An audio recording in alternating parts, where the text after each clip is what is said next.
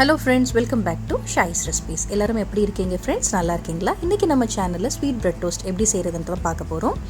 மோஸ்ட்டாக இந்த ரெசிபி எல்லாருக்குமே தெரிஞ்சிருக்கும். ஆனால் இந்த மாதிரி செய்யும்போது டைம் ரொம்ப சேவ் ஆகும், அதே மாதிரி டேஸ்ட்டாகவும் இருக்குங்க. எப்படி செய்யலான்றதை வீடியோக்குள்ளே போகிறதுக்கு முன்னாடி இது வரைக்கும் நம்ம சேனலை சப்ஸ்கிரைப் பண்ணலையா? அப்போ உடனே சப்ஸ்கிரைப் பண்ணிவிட்டு பக்கத்தில் இருக்க பெல் ஐக்கானை கிளிக் பண்ணிக்கோங்க. வாங்க இப்போ எப்படி செய்யலான்றதை பார்க்கலாம். இந்த பிரெட் டோஸ்ட் செய்கிறதுக்கு 2 முட்டை எடுத்துக்கோங்க. அதுக்கப்புறம் 100 ml பால், ஃபுல் க்ரீம் மில்காக இருந்தால் ரொம்ப நல்லாயிருக்கும். காய்ச்சி ஆற வச்ச பால், 1/2 கப் சுகர், டேஸ்ட் எடுத்து கொடுக்கணுங்கிறதுக்காக கொஞ்சமாக உப்பு எடுத்துக்கோங்க. அதுக்கப்புறமா ஒரு 2 பிஞ்ச் அளவுக்கு ஏலக்காய் தூள் நான் எடுத்திருக்கேன். இதுக்கு நீங்கள் வெனிலா எசன்ஸ் கூட சேர்த்துக்கலாம், ஆனால் ஏலக்காய் சேர்த்திங்கன்னா நல்ல வாசனையாக இருக்கும். இதை வச்சு இப்போ எப்படி செய்யலான்றதை பார்க்கலாம். ஒரு ஜூஸ் ஜார் எடுத்துக்கோங்க. அதில் நம்ம எடுத்து வச்ச இன்க்ரீடியன்ஸ் எல்லாம் 1 by 1 ஆட் பண்ணிக்கலாம். எப்போவுமே நம்ம பிரெட் டோஸ்ட் செய்கிறப்போ ஒரு ஃபோக் வச்சோ இல்லைனா ஒரு விஸ்க் வச்சோ அதை நல்லா கையில் பீட் பண்ணிக்குவோம். அப்படி செய்கிறப்போ அந்த சுகர் கரையிறதுக்கு ரொம்ப நேரம் ஆகும், அதை பீட் பண்ணிகிட்டே இருக்கணும்.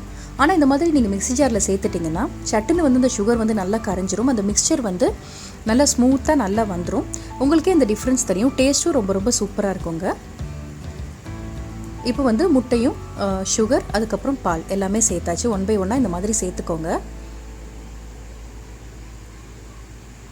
நீங்கள் வெனிலா எசன்ஸ் சேர்க்குறீங்க அப்படின்னு சொன்னால் ஒரு 2 to 3 ட்ராப் சேர்த்துக்கோங்க. அதுவும் நல்லாயிருக்கும். நம்ம ஏலக்காய் சேர்க்குறதுனால அந்த முட்டையோட ஸ்மெல் சுத்தமாக இருக்காது, ரொம்ப நல்ல டேஸ்ட்டாக இருக்குங்க. இப்போ ஃபைனாக அரைச்சிடலாம். பாருங்கள் எவ்வளோ நல்லா மிக்ஸ் ஆயிடுச்சு. நீங்கள் இந்த ஜீனி கரையிறதுக்கு ரொம்ப நேரம் பீட் பண்ணுற மாதிரி இருக்கும். நீங்கள் ஹேண்ட் பீட்டரில் பண்ணுறப்போ, மிக்சியில்ன்றப்போ நல்லா சர்க்கரையெல்லாம் கரைஞ்சிருச்சு. பாருங்கள் சூப்பராக வந்திருக்கு. அடுத்ததாக நான் வீட் பிரெட் எடுத்திருக்கேன். மைதா பிரெட்டை விட இது ஹெல்தின்றதுனால.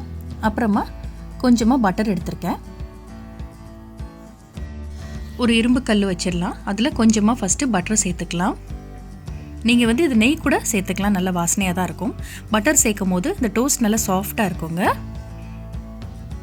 பாருங்கள் 2 பக்கமும் நல்லா இந்த மாதிரி ஃபுல்லாக டிப் பண்ணிடுங்க. ரொம்ப நேரம் ஊற வச்சிங்கன்னா பிரெட் உடைய ஆரம்பிச்சிடும்.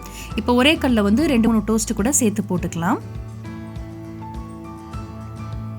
கண்டிப்பாக எல்லாருக்குமே இது ரொம்ப தெரிஞ்ச ஒரு ரெசிபி தான். நிறைய பேர் இது வீட்டில் கண்டிப்பாக செய்வீங்க.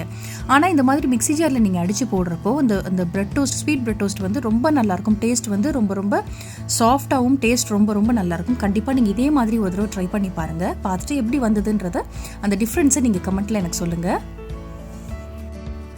எல்லா ப்ரெட்லேயுமே கொஞ்சமாக பட்டர் ஆட் பண்ணி விட்டுக்கலாம்.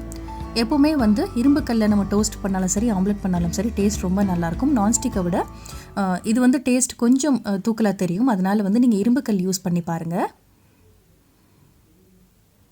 பாருங்கள் நல்ல கலர் பாருங்கள், நல்ல கோல்டன் ப்ரௌன் கலரில் வந்ததுக்கப்புறமா திருப்பி போட்டு எடுத்துடலாம். ரொம்ப ரொம்ப ஈஸியான ஒரு ஸ்நாக் ரெசிபியும் கூட. ஈவினிங் டைமில் கூட நீங்கள் சாப்பிடலாம், பிரேக்ஃபாஸ்ட்டை கூட எடுத்துக்கலாம். அவ்வளோதான், சட்டுன்னு ரெடி ஆகிடுச்சு. ஸ்கூல்லேருந்து வந்த குழந்தைங்களுக்கு கண்டிப்பாக பசியாக தான் வருவாங்க. இதை கொடுத்தீங்கன்னா நல்லா ஃபில்லிங்காக இருக்கும். அதே மாதிரி காலையில் இதை பிரேக்ஃபாஸ்ட்டாக கொடுத்தா கூட ரொம்ப நல்ல டேஸ்ட்டாக இருக்கும். கண்டிப்பாக ட்ரை பண்ணி பாருங்கள். உங்களுக்கு இந்த ரெசிபி பிடிச்சிருந்துச்சுன்னா ஒரு லைக் பண்ணுங்கள், மற்றவங்களுக்கும் ஷேர் பண்ணுங்கள்.